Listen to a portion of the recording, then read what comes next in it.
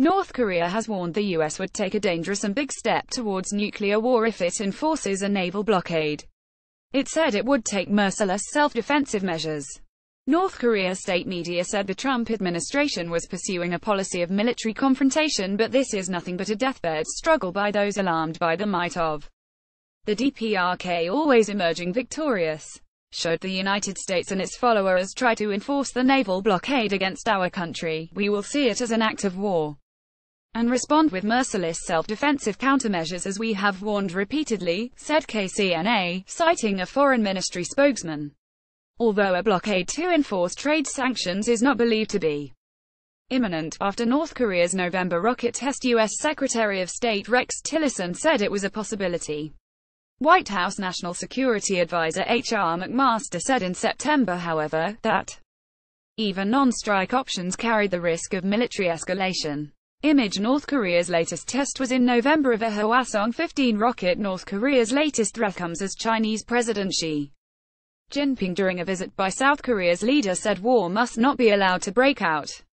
The peninsular issue must, in the end, be resolved via dialogue and consultation, he said. South Korea's Yonhap news agency said the presidents had agreed to cooperate in applying sanctions and pressure on the North.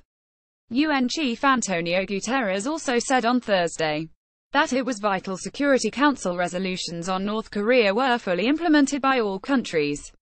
The worst possible thing that could happen is for us all to sleepwalk into a war, Mr. Guterres said during a visit to Tokyo to meet Japan's PM. North Korea's leader Kim Jong-un continues to defy the international community with regular missile tests and threats of nuclear strikes against the U.S. mainland if provoked. The latest test of a long-range Hwasong-15 rocket was last month.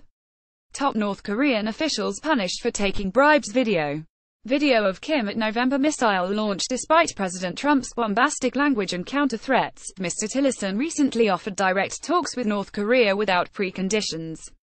Russia's Vladimir Putin, speaking at his annual news conference on Thursday, said a preemptive U.S. strike against North Korea would be catastrophic and called Mr. Tillerson's offer a realistic approach.